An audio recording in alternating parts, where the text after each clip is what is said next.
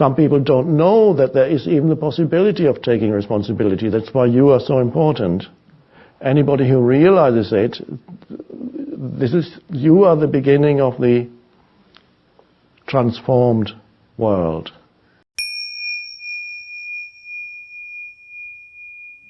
The hardest word that I'm having trouble with right now is responsibility. And I have a hunch that most of the things that I consider responsibility are just my ego telling me things I have to do. But I also, when I think about the future of the earth and human evolution and stuff like that, sometimes I have big emotions of responsibility. So I'm just curious. Thank you. About the right relationship to the word responsibility. Okay. Thank you.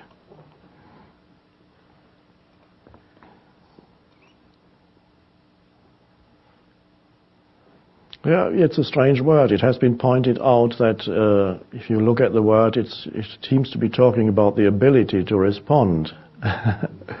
So, to take responsibility for, what is it that you can take responsibility for primarily?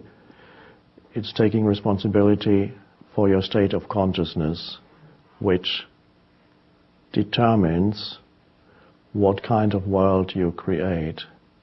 Because you are humanity. Humanity is an abstract concept, doesn't exist. Humanity is the human being. You are humanity. So for humanity to take responsibility, you need to take primarily responsibility for your state of consciousness, because only a diseased or dysfunctional state of consciousnness produces a diseased and dysfunctional world out there. By world, I mean the human-made world that has been imposed on what's already there, the planet, which is potentially, of course, a paradise.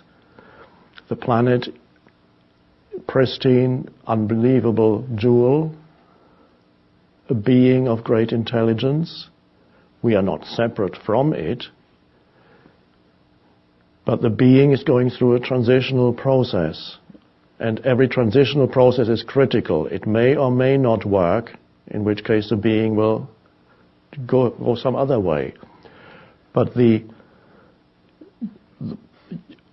your state of consciousness determines what kind of world you create, what kind of action you take, and what consequences your actions have. So here, this is why my main work is to address the cause of dysfunction, which lies in the human mind. The dysfunction of the human mind, or as it is sometimes called in Zen, the sickness of the human mind. So, as I see it, and I don't think anybody who reads history can doubt it, there is a deep-seated dysfunction in humans, has been there for thousands of years. And if there's no shift in that, then the dysfunction will destroy us.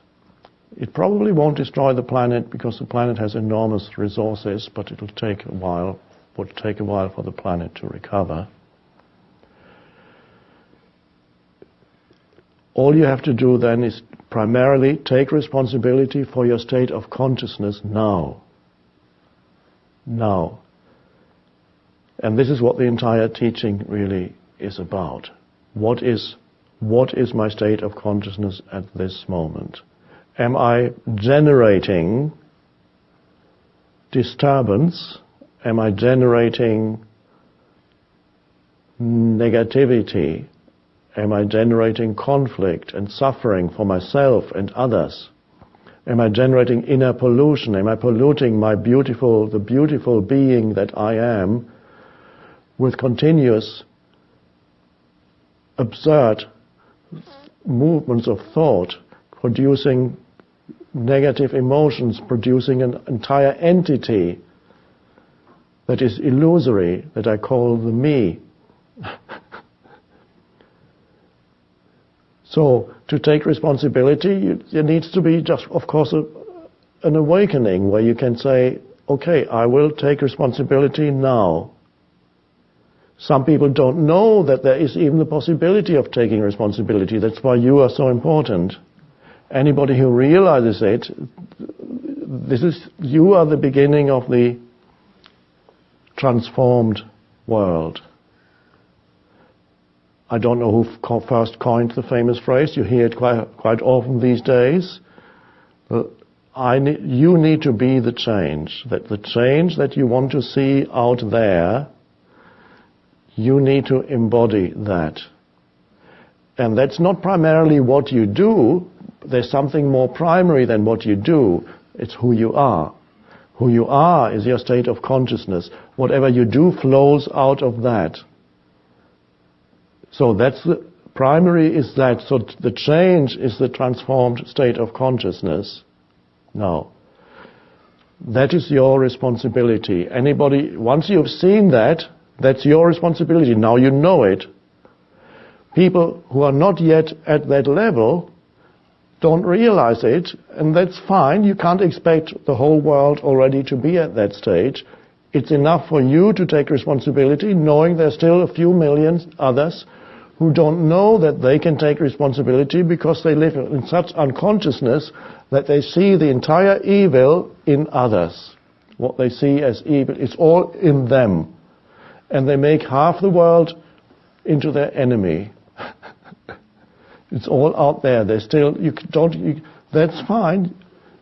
Your it's only those are required to take responsibility who are up to it. But even those who are totally unconscious still, on the one hand, they don't know what they're doing. Obviously, as Jesus said on the cross, they know not what they do. In other words, they are in the grip of unconscious forces, or unconscious mental emotional streams. They don't know what they do.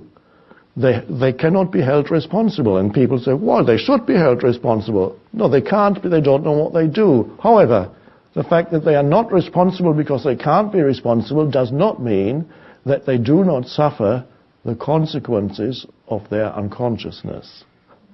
So they generate suffering. And eventually, suffering is the fire in which the ego gets burned up. The collective ego and the personal ego. That's the long way, the slow way, the painful way. And then there is a shortcut, which is any spiritual teaching it cuts through that. The painful way, the long way of waking up. More and more suffering. The planet might not endure such a long learning process for humanity. So if the learning process of humanity does not become shortened, it is doubtful that the planet can allow the humanity to learn through further suffering for another 500 years, or even 200 years, or even 100 years. So that's... You are responsible for all that.